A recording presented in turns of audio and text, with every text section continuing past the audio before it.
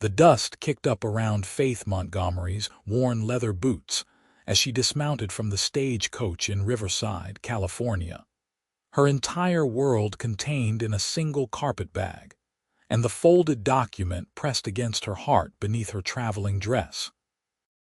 It was May of 1882, and the afternoon sun beat down mercilessly on the small town that looked nothing like the Boston streets she had left behind 3 weeks ago.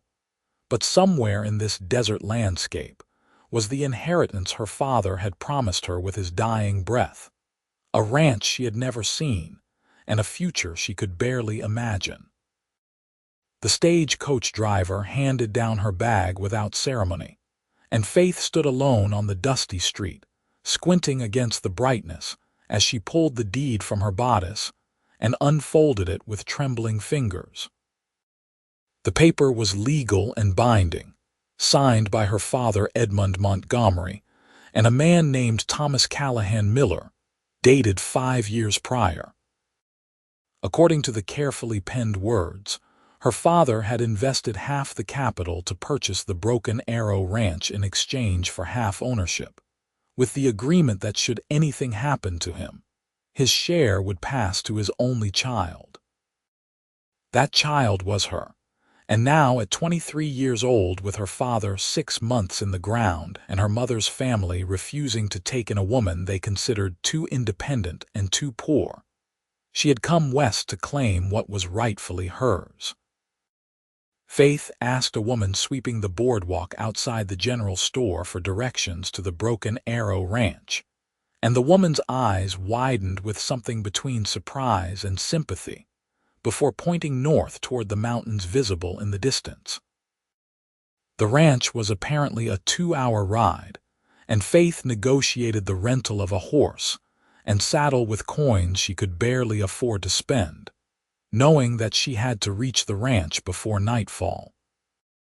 The ride was longer than 2 hours because Faith was not an experienced horsewoman, though she refused to let that stop her.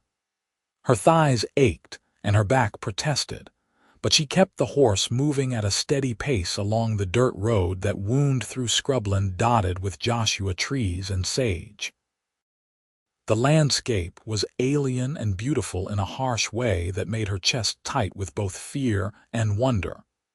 What had her father been thinking, investing in a ranch so far from everything they had known?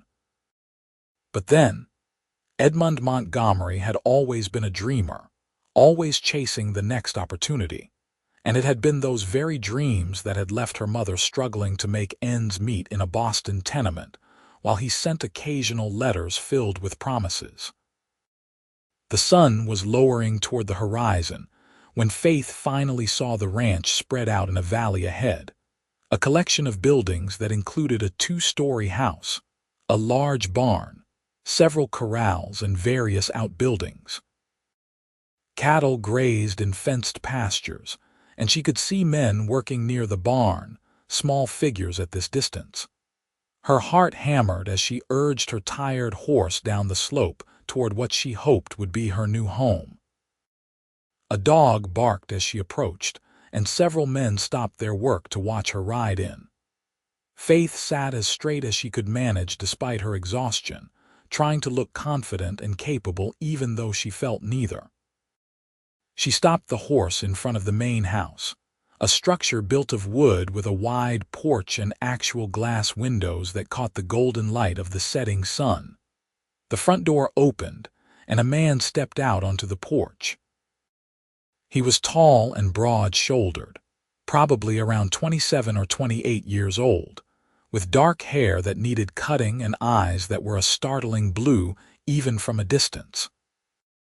He wore work-worn denim pants, a chambray shirt with the sleeves rolled up to reveal tanned forearms, and boots that had seen better days. There was dirt on his clothes and sweat stains from a day of hard labor, but he moved with the easy confidence of a man completely comfortable in his own skin. "Can I help you, miss?" he called out, his voice deep and carrying a hint of curiosity rather than hostility. Faith dismounted with less grace than she would have liked, her legs nearly buckling after hours in the saddle. She steadied herself against the horse and then reached into her bag for the deed, her fingers closing around the precious document. "I am looking for Thomas Callahan Miller," she said, proud that her voice came out steady and clear. "You found him," the man said, coming down the porch steps with an easy stride. "Though most folks call me Thomas or Miller. What business do you have with me?" Up close, he was even more striking, with a strong jaw shadowed by stubble and laugh lines around his eyes that suggested he smiled often. There was dust on his face, and his hands were calloused and scarred from years of ranch work. He looked at her with open curiosity but no recognition, and why would he recognize her? They had never met. Faith unfolded the deed and held it out to him, her hand remarkably steady despite the way her heart was racing. "My name is Faith Montgomery.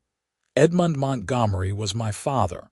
This deed shows that he owned half of this ranch, and now that he is gone, that ownership passes to me. I have come to claim my inheritance." Thomas took the document from her and studied it in the fading light, his expression unreadable. Faith watched his face carefully, trying to gauge his reaction. She had prepared herself for anger, for denial, for a fight.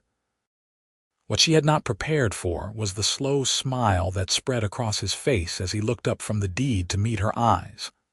"Edmund's daughter," he said, and there was genuine warmth in his voice. "He wrote to me about you, told me you were smart as a whip and stubborn as a Missouri mule. Said if anything ever happened to him, you would come and I should treat you right." "You knew about the agreement?" Faith asked, surprised. "You are not going to contest my claim?" Thomas handed the deed back to her carefully, as though it was something precious. "Contest it. This ranch would not exist without your father's investment. We were partners, and he saved my life more than once, not with money but with friendship when I needed it most. If you are his daughter and this deed is legal, then you are my new partner." He smiled again, and it transformed his whole face, making him look younger and almost boyish despite his size. "Welcome home, partner." Faith felt tears prick at her eyes unexpectedly, and she blinked them back fiercely. She had not cried when her father died, had not cried through the weeks of struggle with her mother's family, had not cried during the long journey west. But this simple welcome, this acceptance she had not dared to hope for, threatened to undo her completely. "I do not understand," she managed to say. "You are not angry. You do not want to buy me out or send me away." Thomas looked genuinely puzzled by the question. "Why would I want that? This ranch is big enough for 2 owners, and God knows I could use the help. Running this place alone has been wearing me down to nothing. Your father and I built this together through letters and planning and his investment. It is only right that his daughter should have what is hers." He paused, then added more gently, "I am sorry for your loss. Edmund was a good man, and I considered him a true friend even though we only met in person once when we signed that deed." "You only met once?" Faith asked, surprised. "But you were partners." "We started as pen pals," Thomas explained, gesturing toward the house. "But let us get you inside. You look ready to fall over, and we can talk properly over supper. Have you eaten today?" Faith realized she could not remember when she had last had a proper meal. "Not since early morning," she admitted. "Then come on," Thomas said, taking her carpet bag from her before she could protest. "The hands can take care of your horse. Let us get you settled." Faith followed him up onto the porch and through the front door into a house that was surprisingly well kept for a bachelor establishment. The main room served as both parlor and dining area, with a large stone fireplace on one wall and a sturdy table surrounded by mismatched chairs. The furniture was simple but well made, and while there were no feminine touches like curtains or decorative items, everything was clean and organized. "The kitchen is through there," Thomas said, pointing to a doorway. "There are 4 bedrooms upstairs. I use the largest one, but you can have your pick of the others. The one at the front has the best light in the mornings." He set her bag down by the stairs and ran a hand through his hair, suddenly looking a bit uncertain. "I should warn you, I am not much of a cook, and I do not have any staff living in the house. I have 6 ranch hands who work the property, and they bunk in the building behind the barn. We usually cook our own meals, or one of the men will make something for the group. It is not fancy living." "I did not come here expecting fancy," Faith said. "I came here to work and to build a life. I can cook, and I can learn whatever else I need to know about ranching." Thomas studied her for a long moment, and Faith met his gaze steadily, refusing to look away. Finally, he nodded. "I believe you," he said simply. "Give me a few minutes to wash up, and then I will make us something to eat. You should probably do the same. The washroom is through there, and there is a pump outside for fresh water." Faith did as suggested, grateful for the chance to wash the dust of travel from her face and hands. She looked at herself in the small mirror above the wash basin and barely recognized the woman staring back. Her dark hair had escaped from its pins during the ride and curled wildly around her face. Her skin, usually pale from the Boston winter, was already showing signs of sunburn across her nose and cheeks. Her gray eyes looked enormous in her thin face, and she could see the exhaustion written in every line of her features. When she returned to the main room, Thomas had laid out bread, cheese, cold beef, and pickles on the table, along with 2 glasses and a pitcher of water. It was simple fare, but Faith's stomach growled appreciatively. They sat across from each other at the table, and for a few minutes they ate in silence. Faith was too hungry to worry about manners, and Thomas did not seem to mind her appetite. "Tell me about my father," Faith said finally, wiping her mouth with the napkin Thomas had provided. "Tell me how you knew him and why he invested in this ranch." Thomas leaned back in his chair, his expression turning thoughtful. "I met Edmund through a mutual friend in San Francisco about 7 years ago. I was working as a ranch hand, trying to save enough money to buy my own place, and he was out west looking for investment opportunities. We started writing letters, and over time, we became friends. He told me about his family back in Boston, about you and your mother. He was proud of you, talked about how smart you were, how you loved books and learning." Faith felt her throat tighten. Her father had talked about her, had been proud of her. She had spent so much of her life angry at him for leaving, for chasing dreams instead of staying home with his family, that she had sometimes wondered if he even thought about them when he was gone. "5 years ago, I found this property," Thomas continued. "It was being sold by a widow whose husband had died, and she wanted to move back east to live with her daughter. The price was fair, but I did not have enough saved. I wrote to Edmund about it, just sharing the news as a friend, and he wrote back offering to invest half the purchase price in exchange for half ownership. He said it would be an investment in the future, something he could leave to you someday." Thomas met her eyes across the table. "He loved you, Faith. Every letter he wrote mentioned you. He wanted you to have security and opportunity, and he thought this ranch could provide that." "He never told me," Faith whispered. "In all his letters home, he never mentioned this place specifically. He talked about opportunities and investments, but never anything concrete. When he got sick and came back to Boston to die, he told me about the ranch and made me promise to come here if I ever needed a fresh start. But I thought it was just the fever talking, just another of his dreams. I did not even look for the deed until after he was gone, and I found it in his papers with a letter to me explaining everything. He wanted to make sure this place was thriving before he brought you into it," Thomas said gently. "He wanted to give you something stable, not another dream that might fall apart. And he made me promise, more than once in his letters, that if anything happened to him and you came here, I would treat you as an equal partner and help you learn the business. He trusted me with that responsibility, and I aim to honor that trust. Faith felt those traitorous tears threatening again. Why are you being so kind about this? Most men would not want a woman as a partner, especially one who knows nothing about ranching. Thomas smiled, that warm expression that crinkled the corners of his eyes. Most men are fools. Besides, I am not most men. I believe people should be judged on their character and their willingness to work, not on their gender. And Edmund spoke so highly of you that I am willing to give you a chance to prove yourself. If you are half as capable as he claimed, you will be running this place better than I do within a year. I do not know anything about cattle or horses or any of this, Faith admitted. But I am a quick learner, and I am not afraid of hard work. That is all anyone needs to start with, Thomas assured her. The rest can be taught. We will start tomorrow with a tour of the property and an introduction to the hands.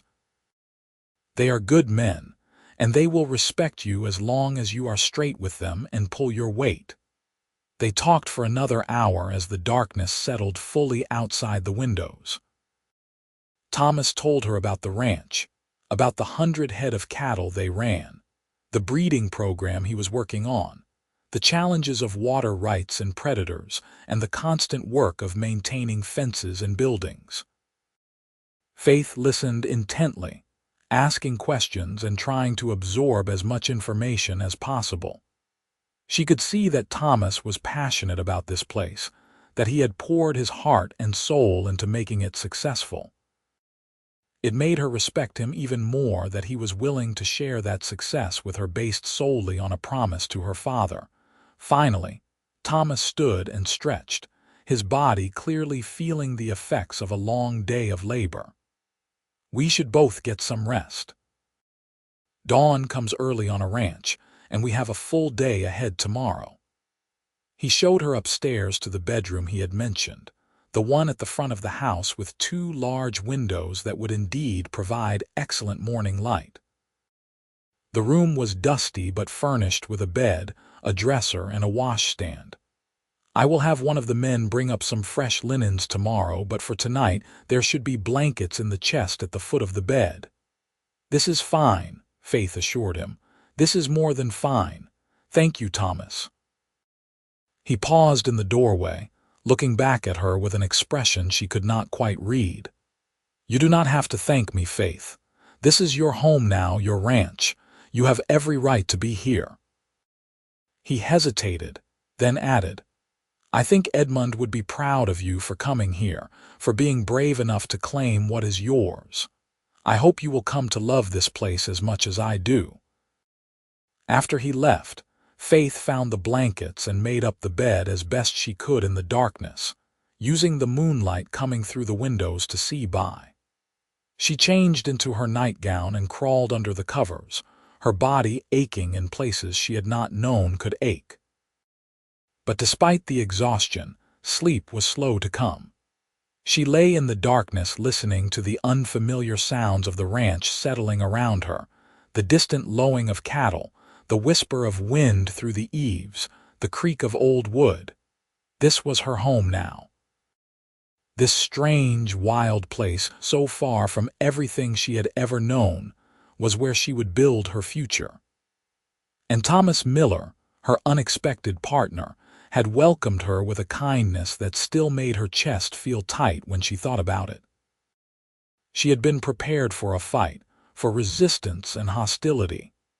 Instead, she had found acceptance and what might, in time, become friendship.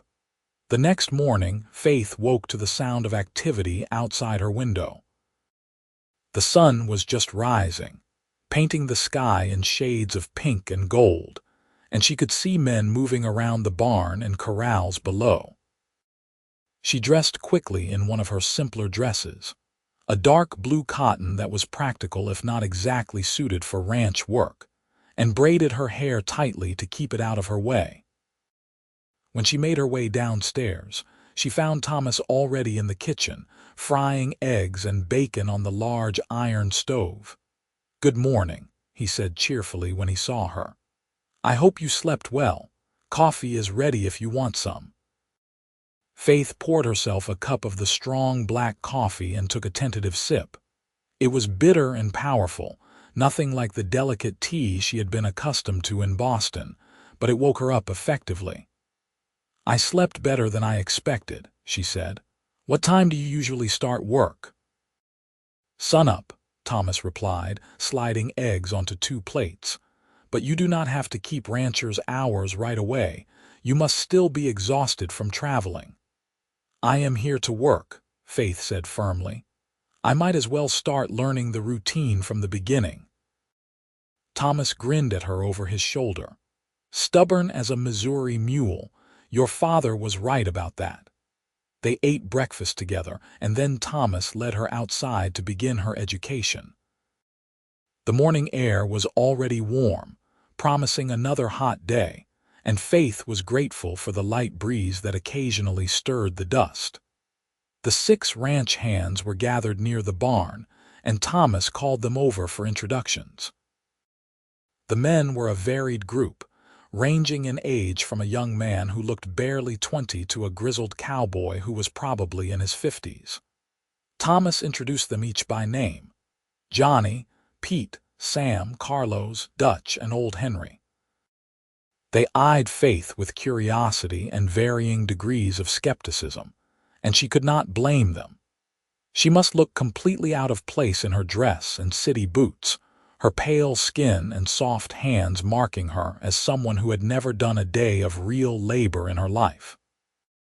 "This is Faith Montgomery," Thomas told the men, his voice carrying authority despite its friendly tone.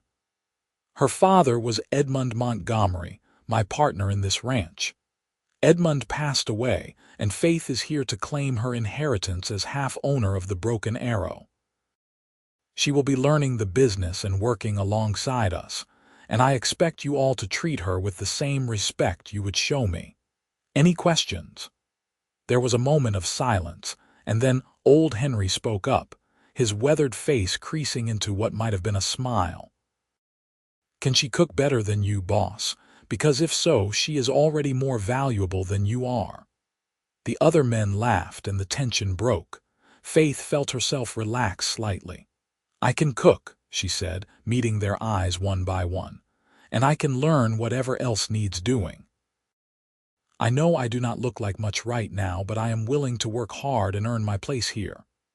"Fair enough," Pete said, a man in his 30s with a kind face. "Welcome to the Broken Arrow, Miss Montgomery. Please, just Faith," she said. "If we are going to work together, we should skip the formality." Thomas spent the rest of the morning showing Faith around the ranch. They walked through the barn, where he explained the care and feeding of the horses, the maintenance of tack and equipment, the storage of hay and grain. They visited the corrals where young horses were being trained, and Faith watched in amazement as Carlos worked with a skittish colt, his movements patient and gentle despite the animal's fear. They walked out into the near pastures where cattle grazed, and Thomas explained about breeding cycles, calving season, the process of branding and castrating young bulls. It was overwhelming, a flood of information that Faith tried desperately to absorb and remember. But it was also exhilarating. There was something about the vastness of the land, the realness of the work, that called to something deep inside her. This was nothing like the confined, corseted life she had lived in Boston, where her options had been limited to becoming a governess or a seamstress, or perhaps making an advantageous marriage to some clerk or shopkeeper. Here, she had space to breathe, to move, to become something more than society expected. "It is a lot to take in," Thomas said as they walked back toward the house for the midday meal. "Do not feel like you have to learn everything at once." "I want to learn as much as I can as quickly as I can," Faith replied. "I do not want to be deadweight, someone the hands resent for taking profits without contributing." Thomas stopped walking and turned to face her, his expression serious. "You are not dead weight, Faith. You own half this ranch. That alone gives you the right to be here and to share in the profits. But I understand wanting to earn respect through work. Just do not push yourself too hard too fast. This life takes some getting used to." They ate lunch with the hands, everyone gathering around a long table in the bunkhouse to share the meal that old Henry had prepared.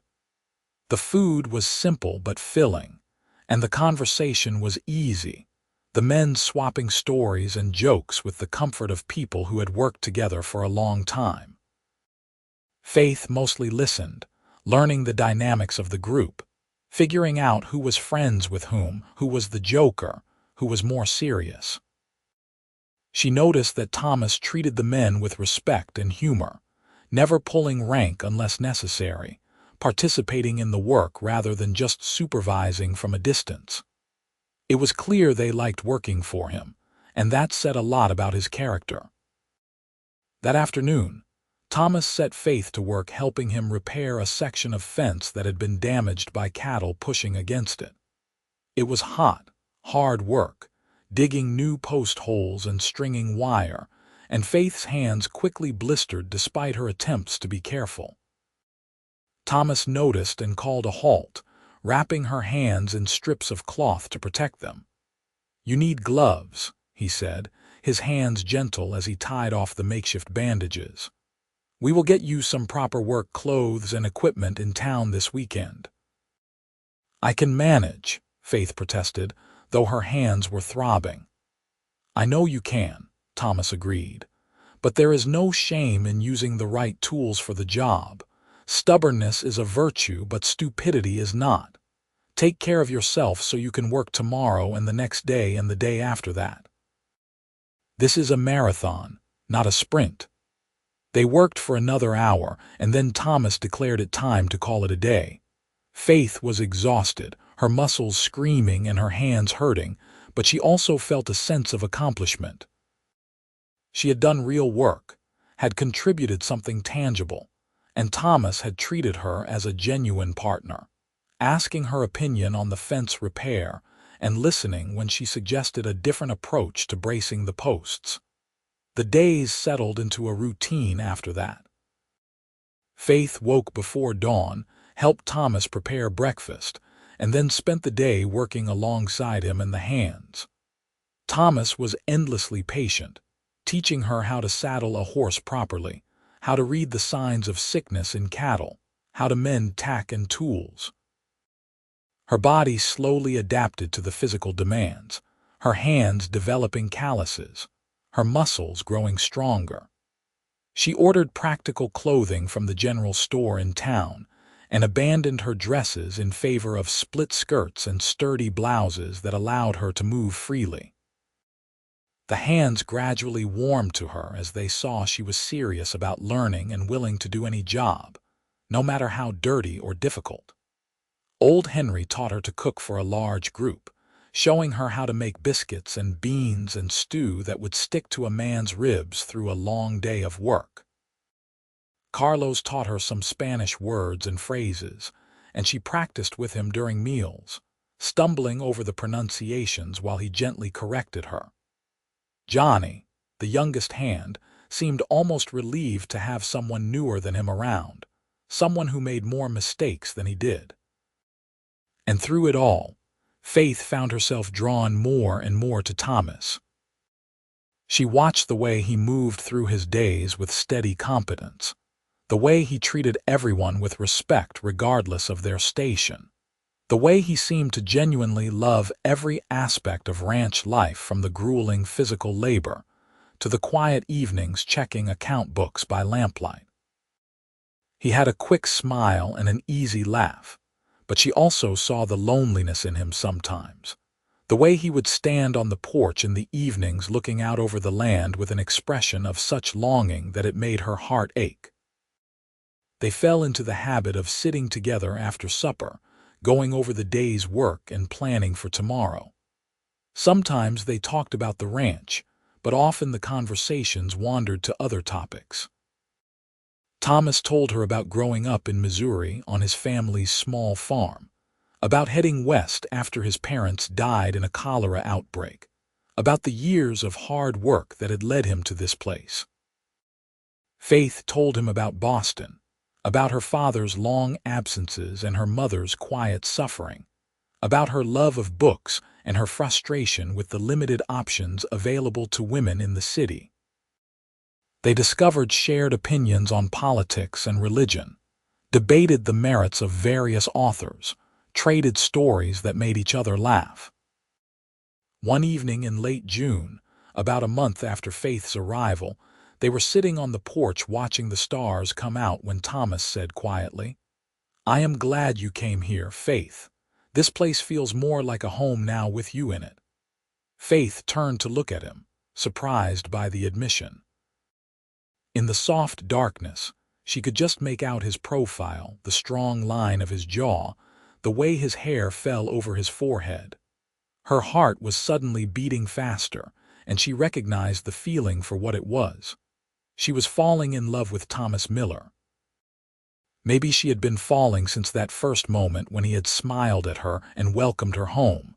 The realization was both terrifying and exhilarating. "I am glad I came too," she said softly. "I did not know what to expect when I arrived, but you have given me so much more than I hoped for. You have made me feel welcome and valued, and you have been so patient teaching me everything I need to know. I cannot imagine being anywhere else now." Thomas turned to face her, and in the dim light from the lamp burning in the window behind them, she could see his eyes were very blue and very intense. "Faith, I need to tell you something," he began, his voice rough. "I know we have only known each other a month, and I know you are my partner and I should not complicate things, but I cannot keep pretending. I think about you all the time. When I wake up in the morning, I look forward to seeing you. During the day, I find myself watching for you, wanting to be near you.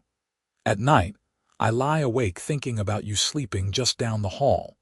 I am falling in love with you, and I needed you to know, even if it means things get awkward between us." Faith felt her breath catch in her throat. She had not dared to hope that he might feel the same way she did, had tried to convince herself that his kindness was just friendship and respect for her father's memory. "Thomas," she whispered, and then she did not know what else to say. All the words seemed inadequate to express what she was feeling. "You do not have to say anything," Thomas said quickly. "I do not want to pressure you or make you uncomfortable. I just could not keep it to myself anymore. If you do not feel the same way, we can forget I said anything and just go back to being partners." "I do not want to forget you said anything," Faith replied, finding her voice, "because I feel the same way. I have been trying not to, trying to tell myself it was too soon and too complicated, but I cannot help it. I love you, Thomas. I love your kindness and your integrity and the way you treat everyone around you with respect. I love watching you work and hearing you laugh. I love the life we are building here together." Thomas reached out and took her hand, his calloused fingers gentle as they intertwined with hers. "Really?" he asked, and there was such hope in his voice that it made Faith's chest feel tight. "Really," she confirmed, squeezing his hand. "I know it is fast, and I know we still have so much to learn about each other, but what I feel is real." "What I feel is real too," Thomas said. He raised her hand to his lips and kissed her knuckles softly, the gesture so tender that Faith felt tears prick at her eyes. "I want to court you properly, Faith. I want to do this right. You are not just my partner in the ranch but in life, and that means something. It means everything." "I want that too," Faith whispered. They sat together on the porch for a long time that night, holding hands and talking in low voices about the future, about dreams and hopes and possibilities. When they finally went inside to sleep, Faith felt as though she was floating. The fear and uncertainty that had driven her west had transformed into something bright and full of promise. She had found not just a home but a partner in every sense of the word, and the love growing between them felt as natural and right as the sunrise. The next weeks were a time of quiet joy. Thomas courted Faith with a sweetness that constantly surprised her, bringing her wildflowers he had found while checking the far pastures, sitting with her in the evenings reading passages from books aloud, finding small ways to make her smile. They continued to work side by side during the days, but now there was an added dimension to every interaction, a awareness and affection that colored everything they did together. The hands noticed the change in their relationship, but no one seemed bothered by it. Old Henry winked at Faith one morning and said, "About time you two figured out what was obvious to everyone else." Carlos offered his congratulations, and even quiet Sam said he was happy for them. In mid-July, they rode into Riverside together to buy supplies, and Faith found herself seeing the town with new eyes. Before, it had seemed dusty and foreign. Now it was part of her world, the place where she would live out her life. Thomas introduced her to the townspeople they encountered as his partner and his sweetheart, pride evident in his voice, and Faith felt herself standing a little taller. She was not just Edmund Montgomery's daughter anymore, not just the Eastern woman trying to make it in the West. She was Faith Montgomery, half-owner of the Broken Arrow Ranch, and the woman Thomas Miller loved. They visited the land office to officially register Faith's ownership on the deed, and the clerk there examined the documents carefully before nodding in satisfaction. "Everything looks to be in order," he said. "Miss Montgomery, you are now the legal co-owner of the Broken Arrow Ranch. Congratulations." Walking out of that office with the updated deed in her hands, Faith felt a surge of accomplishment. This was real.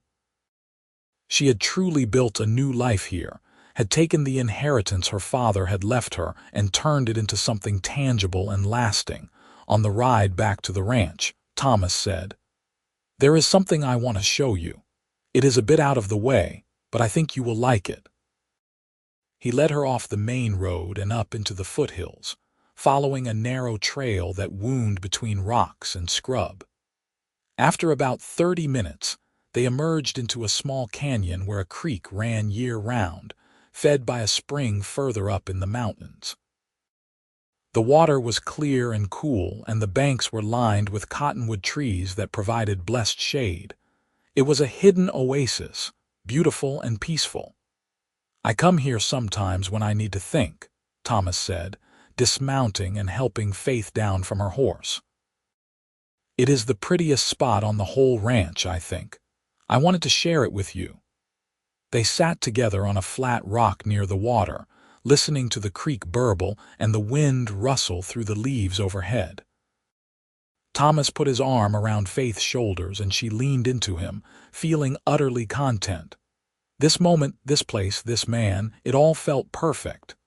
"Faith," Thomas said after a while, his voice serious, "I know we have not been courting long, and if you think it is too soon, I will wait as long as you need. But I have to ask because I cannot imagine my future without you in it. Will you marry me?" Faith's heart leaped, and she turned to look up at him. His blue eyes were steady on hers, vulnerable and hopeful and full of love. "Yes," she said without hesitation. "Yes, Thomas, I will marry you." The kiss they shared was sweet and full of promise, a sealing of vows not yet spoken but already felt in every fiber of their beings. When they finally pulled apart, both of them were smiling so hard their faces hurt. "I will get you a proper ring in town," Thomas promised. "And we can have a wedding, invite the whole town if you want. Whatever you want, Faith, I will make it happen." "I do not need anything elaborate," Faith assured him. "I just need you." They set the wedding for late August, giving them time to make arrangements and for Faith to have a proper dress made. The engagement was announced in town, and well-wishers came by the ranch to offer congratulations. Faith wrote letters to her mother and her few friends back in Boston, telling them about her new life and her upcoming marriage. Her mother's response, when it arrived several weeks later, was surprisingly warm. She said that Edmond had told her about Thomas in his letters, had trusted the man and believed he would take good care of their daughter. She gave her blessing and said she hoped Faith would be very happy. The weeks leading up to the wedding were busy with preparations alongside the regular ranch work. Faith worked with the seamstress in town to create a simple but beautiful dress in cream-colored silk, and Thomas arranged for the local minister to perform the ceremony at the ranch. They decided to have the wedding outside in front of the house, so they could look out over the land they were building together as they exchanged vows. The morning of the wedding dawned clear and hot, as most August days did in California. Faith woke early, too excited and nervous to sleep. She could hear Thomas moving around downstairs, probably just as restless as she was. They had maintained separate bedrooms throughout their engagement, determined to do things properly, but tonight that would change. Tonight they would begin their married life together in truth. The ceremony was scheduled for late afternoon, when the worst heat of the day had passed. Faith spent the morning with a few women from town who had volunteered to help her prepare, bathing and dressing and arranging her hair. When she finally looked at herself in the mirror, she barely recognized the woman staring back. The months of hard work and good food and California sunshine had transformed her. Her face had filled out, her skin glowed with health despite the light tan that would have horrified Boston society, and her eyes sparkled with happiness. She looked beautiful and strong and utterly alive. The women helped her downstairs and out to the space that had been set up in front of the house. Chairs had been arranged in rows, and the ranch hands had decorated the area with wildflowers and ribbons. What seemed like half the town had turned out for the wedding, people crowding into the available seats and standing around the edges.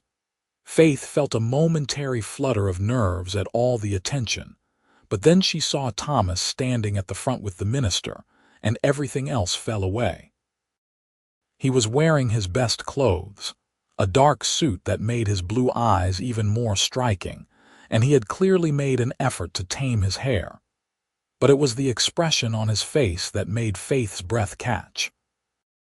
He looked at her as though she was the most precious thing in the world, as though he could not quite believe his luck.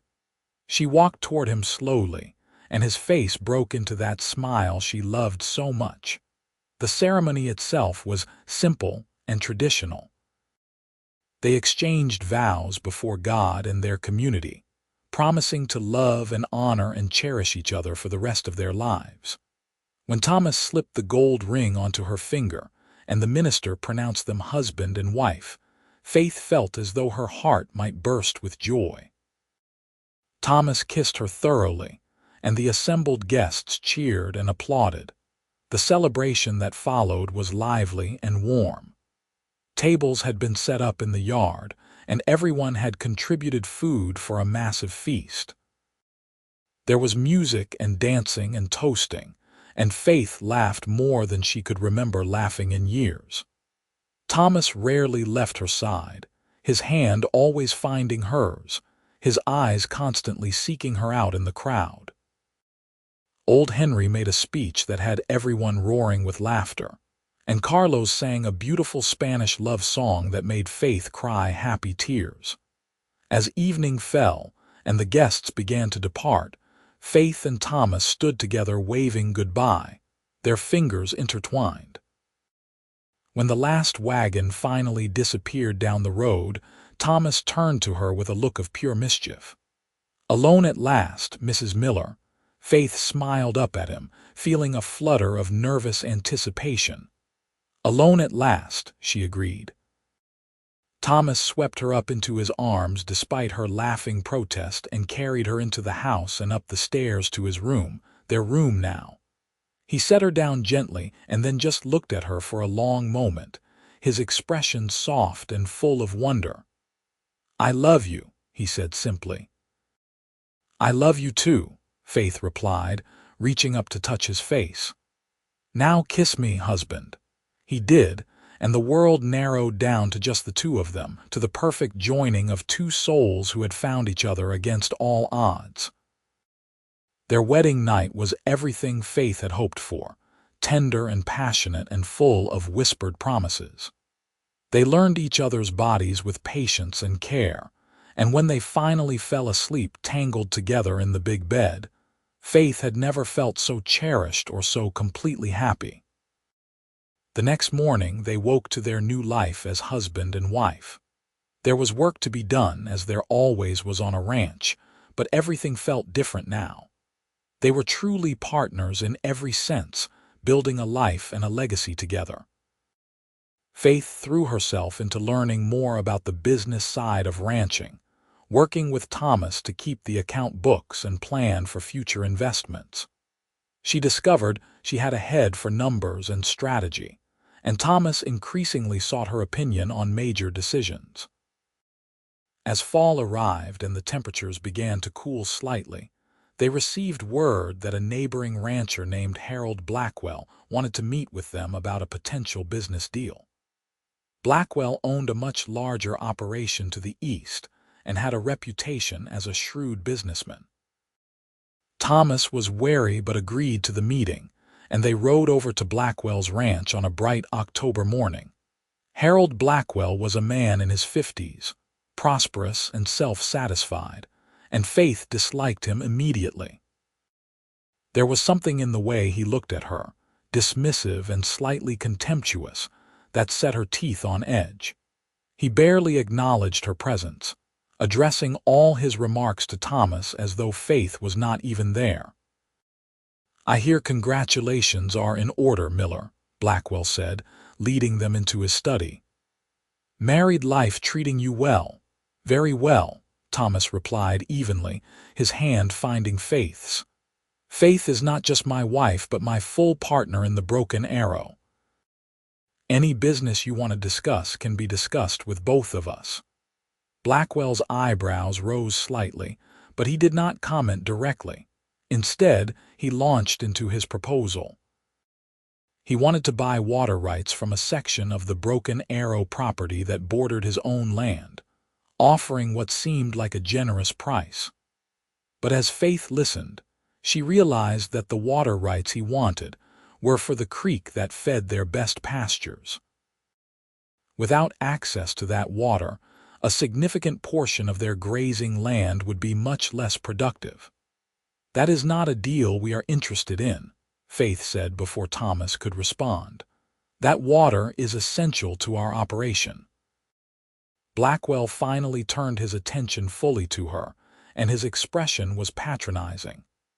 "Now, Mrs. Miller, I am sure you do not fully understand the complexities of ranch management. Your husband should be the one making these decisions." Faith felt her temper flare but kept her voice calm and professional. "I understand perfectly well, Mr. Blackwell. I may not have been ranching as long as you have, but I am not stupid. What you are offering in payment does not begin to cover what we would lose in productivity by giving up those water rights. The answer is no. Miller, perhaps you should discuss this with your wife in private," Blackwell said, turning back to Thomas. "I am sure once you explain the situation, she will understand that this is a good opportunity." Thomas stood, drawing Faith up with him. "My wife understands just fine, Blackwell. As she said, we are not interested in selling those water rights at any price. Now, if you will excuse us, we have work to do back at our ranch." They left Blackwell sputtering in his study, and once they were outside and mounted on their horses, Thomas let out a laugh. "Did you see his face? I do not think anyone has said no to him in years." "He is a pompous fool," Faith said, still irritated. "And the fact that he thought he could manipulate us by dismissing me just shows he does not know who he is dealing with." "That he does not," Thomas agreed, leaning over to kiss her cheek. "I am proud of you, Faith. You saw right through his offer and were not afraid to speak up. That is exactly the kind of partner I need. The incident with Blackwell solidified something important for both of them. They were a team, truly equal in their partnership, and they would face whatever challenges came their way together. Word apparently spread about how Faith had handled the meeting, because after that, the other ranchers and businessmen in the area began treating her with more respect, recognizing that she was not just Thomas Miller's wife, but a capable rancher in her own right. As winter approached, Faith began to suspect she might be pregnant. She waited to be certain before saying anything to Thomas, but when her suspicions were confirmed by the doctor in town, she could barely contain her excitement. She told Thomas that evening as they were sitting by the fire after supper, and the look of pure joy on his face was something she would remember for the rest of her life. "A baby," he breathed, pulling her into his arms. "We are going to have a baby. Faith, I cannot believe it. We are going to be parents." "We are," she confirmed, laughing at his enthusiasm. "Are you happy?" "Happy." Thomas pulled back to look at her, and there were tears in his eyes. "Faith, I am beyond happy. I am overwhelmed. I am terrified. I am everything all at once. A child, our child. It is everything I never knew I wanted until this moment." They spent the evening making plans and dreaming about the future, about whether the baby would be a boy or a girl, about names and nurseries and all the changes a child would bring. Faith had never seen Thomas so animated, and his joy fed her own until they were both giddy with it. The pregnancy progressed smoothly through the winter months. Faith continued to work on the ranch as much as she could, though Thomas insisted she avoid the heaviest physical labor. She focused more on the administrative side of things, managing the books and planning for the spring work. The hands were all thrilled about the coming baby and treated Faith with even more care than usual, to the point where she had to remind them several times that she was pregnant, not made of glass. In early April of 1883, Faith went into labor. Thomas sent Johnny racing to town to fetch the doctor and the midwife, and then he stayed by Faith's side through the long hours of labor, holding her hand and wiping her face with a cool cloth. It was harder than either of them had anticipated, and there were moments when Faith thought she could not do it, could not push through the pain for another second. But Thomas was there, encouraging her, telling her how strong she was, how much he loved her, and somehow she found the strength to continue. Finally, as the sun was setting and painting the sky in shades of orange and pink, their son was born. He came into the world screaming lustily, and when the midwife placed him in Faith's arms, she felt a love so fierce and immediate that it took her breath away. The baby had Thomas's blue eyes and a shock of dark hair, and he was absolutely perfect.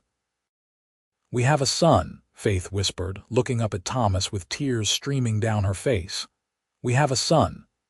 Thomas was crying too, unashamed as he touched their baby's tiny hand. "He is beautiful. He is perfect. You are perfect, Faith. I love you so much."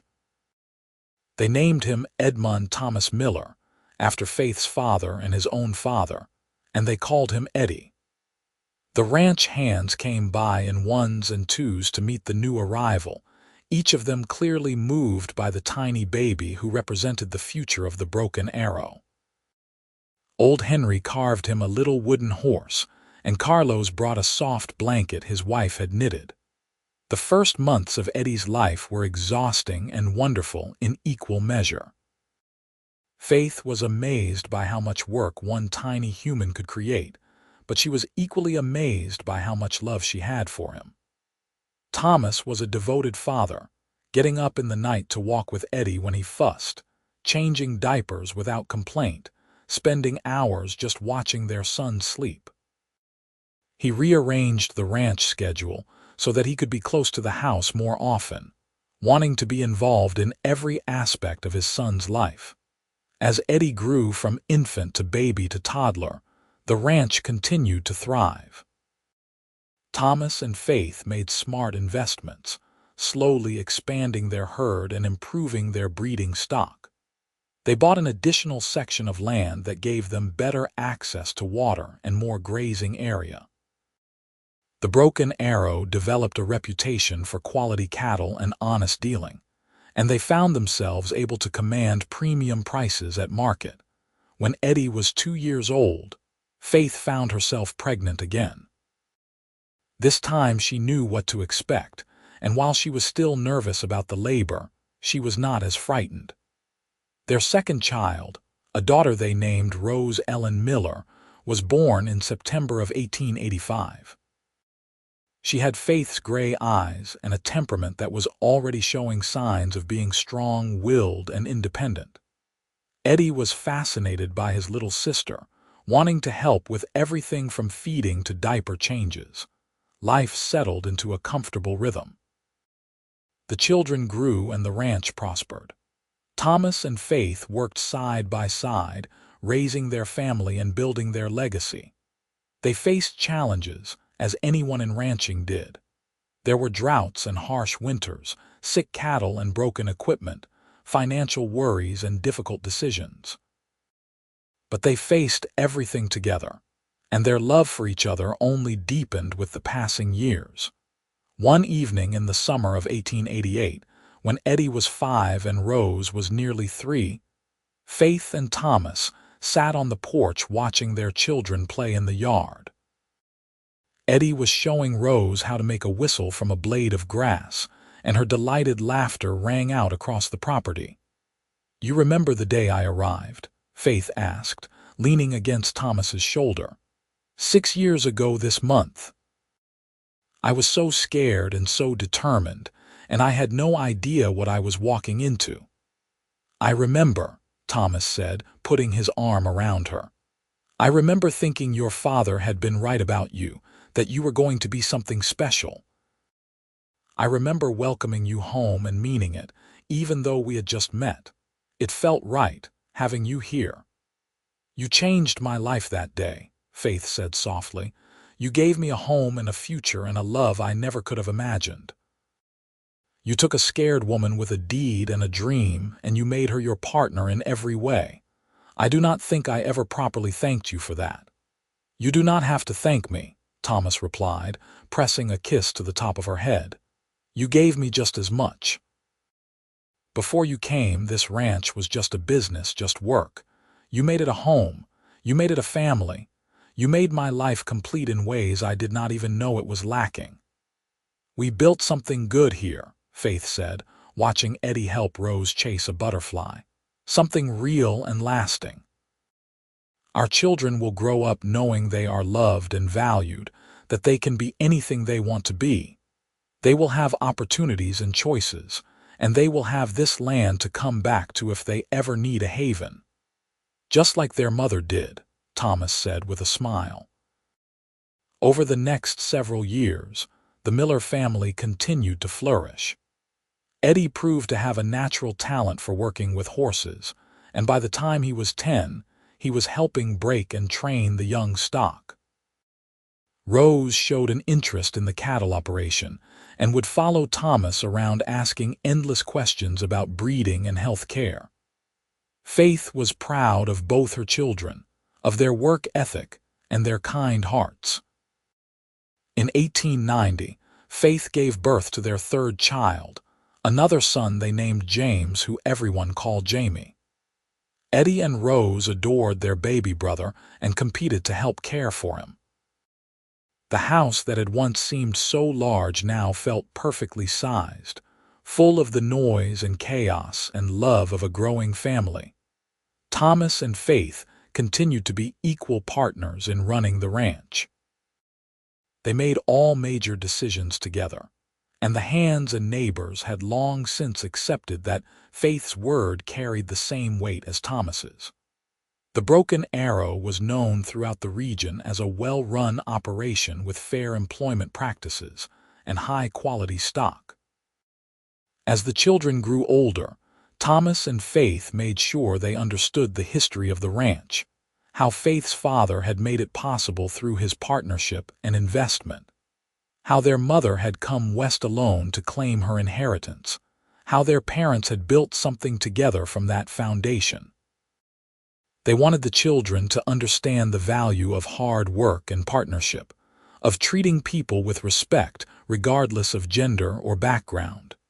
By 1895, Eddie was 12 and already talking about his future on the ranch.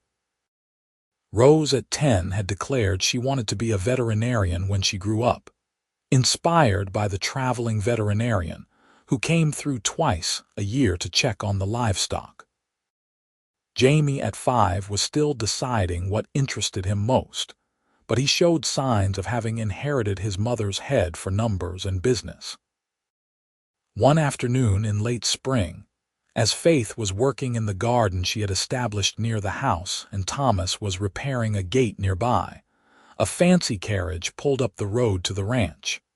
It was an unusual sight, and they both stopped what they were doing to watch its approach. When the carriage stopped and the door opened, an elderly woman emerged, well-dressed and clearly prosperous. "Can we help you?" Thomas called out, walking over with Faith at his side. The woman looked at them both, her gaze sharp and assessing. "I am looking for Faith Montgomery Miller. I was told I might find her here." "I am Faith Miller," Faith said, curious and slightly wary. "And you are?" "My name is Margaret Thornton," the woman said. "I was your father's sister. I am your aunt." Faith felt as though the ground had shifted beneath her feet. "My father never mentioned having a sister," she said slowly. "We were estranged," Margaret replied, her expression softening slightly. "I disapproved of his marriage and some of his choices, and we did not speak for many years. I only recently learned of his death, and I have been searching for you ever since. I wanted to meet my niece, to see if perhaps we might mend some of the family rifts that my pride helped create." Thomas put his hand on Faith's back, a gesture of support and solidarity. Faith took a breath and then said, "Would you like to come inside and talk? I cannot promise anything, but I am willing to hear what you have to say." Over tea in the parlor, Margaret told them her story. She had married well and moved to San Francisco, living a life of society and wealth while her brother Edmund had struggled. She had offered him money once, but he had refused, proud and independent. That refusal had hurt her, and she had let the distance between them grow. Now, with both her husband and her brother dead, and her own children grown and scattered, she regretted the years of separation. She wanted to know Edmund's daughter, wanted to be part of Faith's life if Faith would allow it. Faith listened carefully, watching the woman's face for signs of insincerity, but finding only genuine regret. Finally, she said, "My father was not a perfect man, but he loved me and he tried to provide for me in the way he thought best. This ranch, my life here, it is all because he was willing to dream and take risks.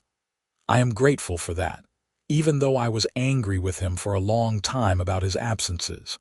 If you want to be part of my life now, I am willing to try. Family is important, even complicated family." Margaret's eyes filled with tears. "Thank you," she whispered. "I do not deserve your forgiveness, but I am grateful for it." Margaret stayed for several days, getting to know Faith and Thomas and their children. She was charmed by the ranch and amazed by what Faith and Thomas had built together. Before she left to return to San Francisco, she asked if she might visit regularly and perhaps help with the children's education, offering to send books and supplies. Faith agreed, and a new chapter in their family story began. The relationship with Aunt Margaret enriched their lives in unexpected ways. She visited several times a year, bringing gifts and stories about the broader world beyond their ranch. She encouraged Rose's dream of becoming a veterinarian and helped research what would be required for such an education. She sent Eddie books about horse breeding and ranch management. She played games with Jamie and told him stories about his grandfather Edmund's adventures. Thomas liked her immediately, appreciating her sharp wit and the way she clearly adored Faith and the children. The years continued to pass in a blur of seasons and hard work and family milestones. The ranch expanded further, and they hired more hands to manage the increased workload. Eddie at 16 was already being groomed to take over more responsibility, working alongside his father with a maturity beyond his years. Rose at 14 was studying with the veterinarian whenever he visited and reading every book on animal health she could get her hands on. Jamie at 9 showed a talent for mathematics and loved helping his mother with the ranch accounts. In 1898, when Faith was 39 and Thomas was 42, they celebrated their 13th wedding anniversary with a party on the ranch. Friends and neighbors came from miles around, and the celebration lasted well into the night. As Faith danced with Thomas under the stars, she thought about how far they had come from that dusty afternoon when she had arrived with nothing but a deed and determination. "What are you thinking about?" Thomas asked, pulling her closer as they swayed to the music. "Everything," Faith replied.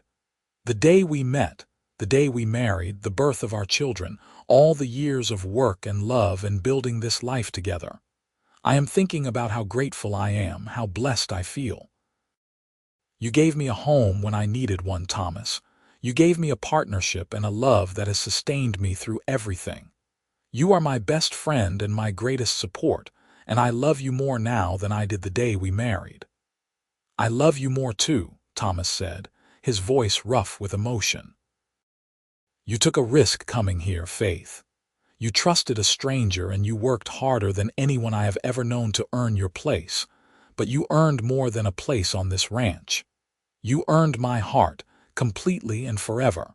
I cannot imagine my life without you in it." They kissed there under the stars, surrounded by the sounds of laughter and music and community, and Faith felt utterly content. This was her life, her home, her family.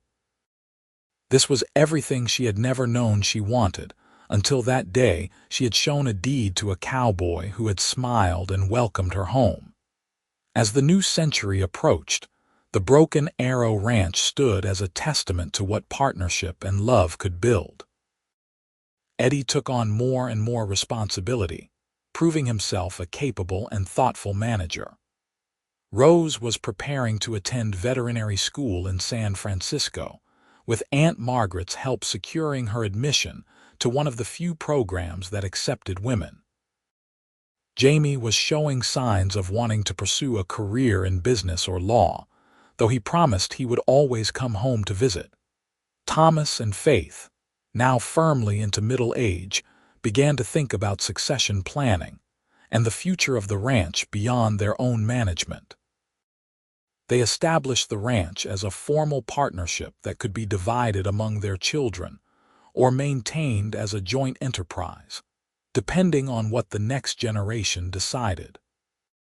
They made sure their will was in order, and that the children understood not just the work of ranching but the values that underpinned everything the Broken Arrow represented. On a warm evening in May of 1900, the whole family gathered on the porch to watch the sunset. Eddie was 17 now, tall and strong with his father's build and his mother's determination. Rose at 15 was preparing to leave for school in the fall, excited and nervous in equal measure. Jamie at 10 was all energy and questions, unable to sit still for more than a few minutes. Thomas and Faith sat together in the rocking chairs they had bought for this porch years ago, holding hands as they had done countless evenings before. "Tell us the story again," Jamie said suddenly. "About how Mother came here and showed Father the deed." Faith and Thomas exchanged a smile. They had told this story many times, and it never got old. "Your mother arrived on a dusty afternoon in May," Thomas began, his voice taking on the cadence of a well-loved tale. "She climbed down from the stagecoach looking tired and determined, and she had a deed in her hand that said she owned half of everything I had been working to build. And I was terrified, Faith added. I had no idea if you would honor the agreement or if I would have to fight for what was mine. I had been prepared for anger or rejection, but not for kindness. I looked at that deed, Thomas continued, and I thought about your grandfather Edmund, about the friend I had made through letters, about the trust he had placed in me. And I looked at Faith, at the courage it had taken for her to come all this way alone, and I knew exactly what I needed to do. What did you do? Jamie asked, even though he knew the answer by heart. I smiled, Thomas said, smiling now at the memory. And I said, "Welcome home, partner." And that changed everything, Faith said softly. Because in that moment, I knew I had found not just a home but a partner, someone who would treat me as an equal and build a life with me based on respect and trust. I did not know then that I would fall in love with him, that we would marry and have children and build all of this together. But I think some part of me knew, even from that first smile, that I was exactly where I was meant to be. Eddie, who had been listening quietly, spoke up. And that is why you always taught us to honor our agreements and treat people fairly, regardless of what society says about their gender or background. Exactly, Thomas confirmed. Your mother earned her place here through hard work and intelligence, but she should not have had to earn it. She owned half this ranch from the moment she showed me that deed, and I would have been a fool and a terrible person to deny her what was rightfully hers. The fact that I gained an incredible partner and wife in the process was just a blessing I did not know enough to expect. As darkness fell and the children eventually wandered off to their own pursuits, Faith and Thomas remained on the porch, watching the stars emerge one by one in the vast California sky. We did well, Thomas said quietly. With the ranch, with the children, with this life we built. I have no regrets, Faith, not a single one. I have no regrets either, Faith replied. Every choice, every challenge, every moment of joy or hardship, it all led us here, and here is exactly where I want to be. They sat in comfortable silence for a while, the kind of silence that only comes between two people who know each other completely and love each other unconditionally. Finally, Thomas stood and offered his hand to Faith. Come on, partner, let us go to bed. Tomorrow will come early, as it always does. Faith took his hand and let him pull her to her feet, and they walked into their house together, still hand in hand after all these years. The Broken Arrow Ranch would continue long after they were gone, passed on to their children and their children's children. But the foundation they had built together, the partnership and love that had made everything possible, that would endure forever in the legacy they left behind. The years that followed brought changes, as years always do. Rose graduated from veterinary school and returned to Riverside, setting up a practice that served the ranches in the region. She eventually married a fellow veterinarian and brought him to work alongside her, and they built a house on a piece of the Broken Arrow property that Thomas and Faith deeded to them. Eddie took over primary management of the ranch as Thomas gradually stepped back, and he proved to be an even better rancher than his father, combining traditional methods with new innovations. He married a local woman named Sarah, who was as capable and hardworking as his mother, and they started their own family, giving Faith and Thomas grandchildren to dote on. Jamie pursued his education and became a lawyer, but he returned to Riverside to practice and remained closely involved with the ranch's business affairs. Thomas and Faith moved into a comfortable semi-retirement, still involved in major decisions but freed from the daily grind of ranch work. They traveled some, visiting San Francisco to see Aunt Margaret and taking a trip back to Boston so Faith could show Thomas where she had grown up. But they always returned to the Broken Arrow with relief and joy, knowing that this was their true home. On their 25th wedding anniversary in 1908, their children threw them a grand celebration. The whole town turned out, and people came from neighboring counties to honor the couple who had built not just a successful ranch, but a true partnership that had inspired others. Speeches were made praising their business acumen, their integrity, their generosity to the community. But the speech that mattered most to Faith and Thomas was the one Eddie gave, standing with his siblings beside him. "Our parents taught us through their example what a true partnership looks like," Eddie said, his voice carrying across the crowd. "They showed us that love and respect go hand in hand, that success is sweeter when it is shared, and that the measure of a life is not in how much you accumulate, but in how much you give and how well you treat the people around you. They built this ranch together, raised us together, and faced every challenge together. They are the best parents anyone could ask for and the best role models for how to live a life of purpose and love." Faith cried happy tears during that speech, and Thomas held her hand tightly, his own eyes damp. Looking around at their children and grandchildren, at the friends and neighbors who had become like family, at the ranch that had grown from a dream into a thriving reality, they both felt overwhelming gratitude. As the evening wound down and guests began to depart, Faith and Thomas walked out to the spot where they had stood on their wedding day, looking out over the land they had nurtured for so many years. The sun was setting, painting the sky in brilliant shades of pink and gold, and in the distance they could see cattle grazing peacefully. 25 years, Faith marveled. It has gone so fast and yet feels like forever at the same time. "Best 25 years of my life," Thomas said. "And I am looking forward to the next 25. We are getting older," Faith pointed out with a smile. "We might not have 25 more years." "Then I will take whatever we get," Thomas replied. "Every day with you is a gift, Faith. That has been true from the moment you showed me that deed, and it will be true until the day I die." Faith turned to face him, reaching up to cup his weathered face in her hands.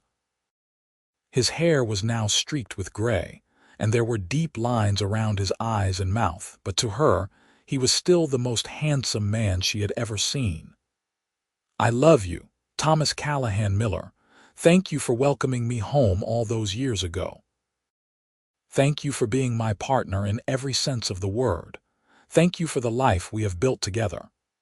"I love you, Faith Montgomery Miller," Thomas replied, using her full name as he rarely did. "Thank you for having the courage to come here, for taking a chance on a future you could not see.